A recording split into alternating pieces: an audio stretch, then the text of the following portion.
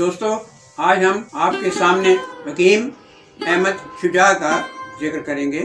اردو، فارسی اور عربی زبان کے نامور شاعر، مصنف، دانشور، فلم ساز، ہدایت کار، منظرنامہ نگار حکیم احمد شجاع 1893 میں اندرون باٹی گیٹ، لاہور شہر میں پیدا ہوئے۔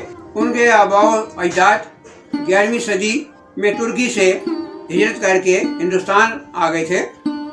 مغل شہنشاہ اکبر نے انہیں لاہور میں شاہی حکیم مقرر کیا تھا۔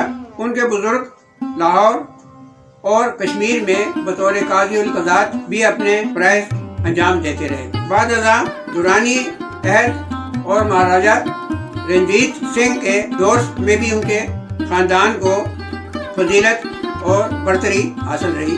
حکیم احمد شجاع کے والد حکیم شجاع الدین بہت بڑے عالم، فاضل، صوفی اور صاحب فہم و ادراک شخصیت تھے۔ انہوں نے لاہور میں اپنا ذاتی چھاپا خانہ قائم کیا تھا۔ وہ لاہور سے معروف جریدہ سور محشر شائع کرتے تھے۔ وہ انجمن حمایت اسلام اور انجمن پنجاب کے سرپرست اعلیٰ بھی رہے۔ حکیم احمد شجاع اپنے والدین کی اکلوتی اولاد تھے۔ کمسنی مہم میں ان کے والد کا انتقال ہو گیا۔ ان کی پرورش ان کے چچا زاد بھائی بیرسٹر حکیم امین الدین نے کی۔ حکیم احمد شجاع نے عربی اور قرآنی تعلیمات اپنے گھر میں ہی حاصل کی۔ بعد ازاں لاہور کے سینٹرل ماڈل ہائی اسکول میں داخلہ لیا۔ علی گڑھ مسلم یونیورسٹی سے گریجویشن کیا۔ کچھ عرصہ حیدرآباد دکن کی عثمانیہ یونیورسٹی میں بطور لیکچرار تعینات رہے۔ لاہور واپس آ کر مختلف صحافتی اداروں میں ملازم رہے۔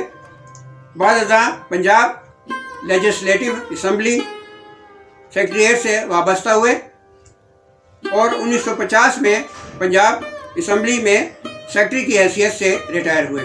اس دوران اردو اور فارسی کی شاعری بھی کی، ڈرامے بھی لکھتے رہے، اخبارات اور جرائد میں مضامین بھی شائع کراتے رہے۔ ان کا سب سے بڑا کارنامہ قرآن پاک کا پنجابی زبان میں ترجمہ شائع کرانا ہے۔ سید امتیاز علی تاج آغا اشر کشمیری کے اشتراک سے کئی ڈرامے لکھے اور اسٹیج کیے۔ 1928 میں فلمی دنیا میں قدم رکھا اور پنجاب کے ایک فلمی ادارے great eastern film corporation of Delhi limited کے بینر تلے لاہور میں بنائی جانے والی ایک خاموش film love of a great Mughal prince کی کہانی لکھی۔ اس فلم کے ہدایت کار پرفلا رائے اور چارو رائے تھے۔ اداکاروں میں سیتا دیوی، سورن سنگھ، پرفلا کمار، شکنتلا، شانتا کماری، راج کماری، دیوان شرن، مایا دیوی، بشیر احمد اور شجاعت علی نمایاں تھے۔ اس فلم کی کہانی سید امتیاز علی تاج نے مشہور و معروف ڈرامہ انارکلی سے ماخوذ کی تھی۔ اس فلم کی تمام تر آؤٹ ڈور شوٹنگ لاہور کے شاہی قلعہ اور شیخوپورہ کے محلات میں کی گئی۔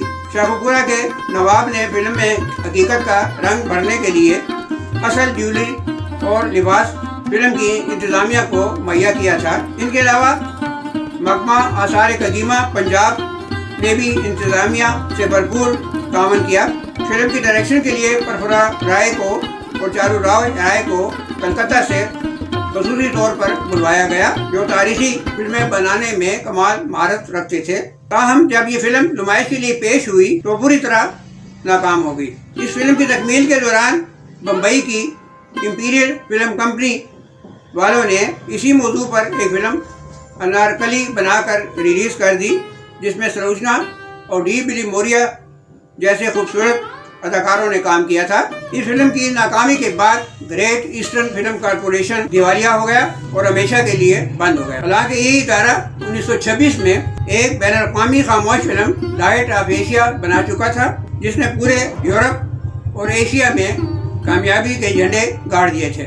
ایک طویل وقفے کے بعد حکیم صاحب کلکتہ چلے گئے، جہاں وہ نیو تھیٹرز میں کے بینر تلے کلکتہ میں بننے والی ایک فلم کاروان حیات کا اسکرین پلے اور ڈائلاگ لکھی۔ فلم کے ہدایت کار پی اٹھارتھی اور موسیقار ماہر کرن بھٹاچاریہ تھے۔ اداکاروں میں راج کماری سہگل، مولینا اور پہاڑی ثانیات نمایاں تھے۔ اس فلم میں سہگل کا یہ گیت بےحد مقبول ہوا تھا، حیرت نظارہ بن گئی رعنائیاں، خاک کے ذروں میں آتی ہے نظر گلکاریاں۔ 1936 میں حکیم صاحب نے لاہور کے ایک فلمی ادارے نیو اورینٹ فلم کے فلم پریم یاترا کی کہانی، مکالمے اور گیت لکھے۔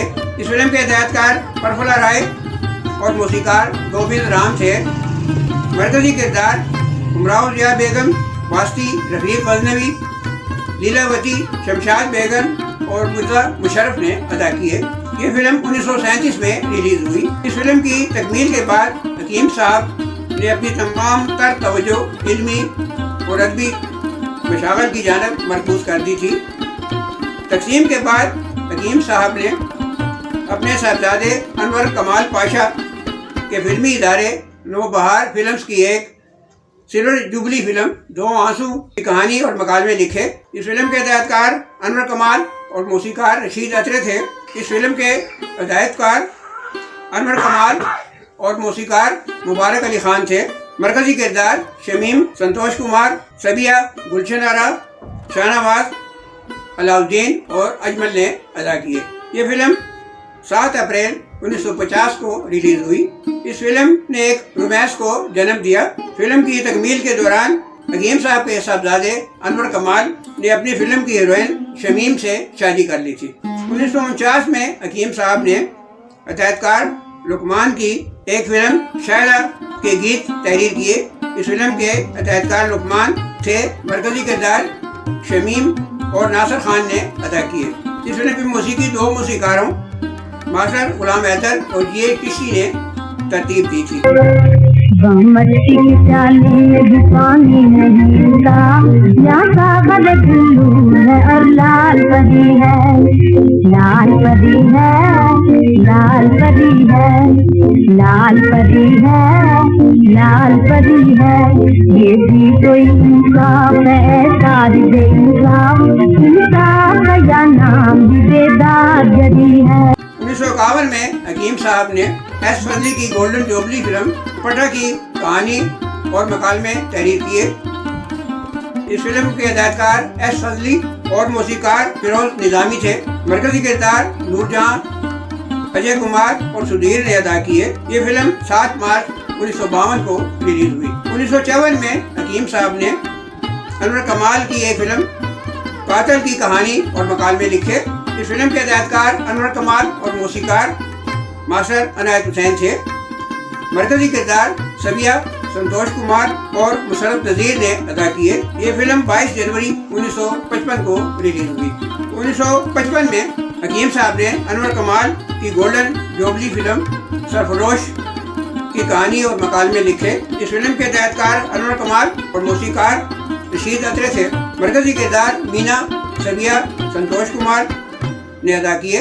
1957 میں حکیم صاحب نے انور کمال کی ایک فلم انارکلی کی کہانی اور مکالمے لکھے۔ اس فلم کے ہدایت کار انور کمال تھے، موسیقار رشید اطرے اور ماسٹر عنایت حسین تھے۔ مرکزی کردار نور جہاں اور سدھیر نے ادا کیے۔ اسی سال حکیم صاحب نے انور کمال کی ایک فلم لیلا مجنوں میں ایک گیت شامل کیا۔ رشید اطرے کی موسیقی میں یہ گیت ناہید نیازی اور منیر نیازی نے گایا تھا۔ گیت کے بول تھے، سجدہ گاہ ہے اہل دل یعنی عرب کی سرزمین۔ 1963 میں حکیم صاحب نے انور کمال کی فلم سازش کے 3 گیت لکھے۔ ان گیتوں کے بول تھے، چلتی کا نام گاڑی، وقت کی تیز سواری۔ حکیم احمد شجاع بلا کے زود نویس تھے، اپنی زندگی کے آخری لمحات تک مسلسل لکھتے رہے۔ 1950 میں ان کی یادداشتوں کا ایک مجموعہ گرد کارواں کے نام سے شائع ہوا تھا۔ 1960 میں اس مجموعے کا دوسرا ایڈیشن منظر عام پر آیا۔ 1962 میں ان کا ایک ناول خوں بہا شائع ہوا۔ 1967 میں قدیم لاہور شہر کے بارے میں ان کی کتاب لاہور کا جریسہ کے عنوان سے شائع ہوئی تھی۔ 1989 میں اس کتاب کا دوسرا ایڈیشن منظر عام پہ آیا۔ حکیم صاحب نے فارسی اور اردو میں بے شمار نعتیں، مناجات، حمدیہ کلام اور نظمیں لکھیں جو بعد ازاں فلموں میں شامل کی گئی۔ حکیم احمد شجاع کا انتقال 17 جنوری 1969 کو لاہور میں ہوا۔ حکیم احمد شجاع کے صاحبزادے انور کمال پاشا پاکستانی فلموں کے نامور فلم ساز اور ہدایتکار تھے۔ انہوں نے کئی گولڈن جوبلی اور سلور جوبلی فلمیں بنائیں۔ ان کے پوتے اور انور کمال پاشا کے بیٹے بھی فلمی دنیا سے وابستہ رہے۔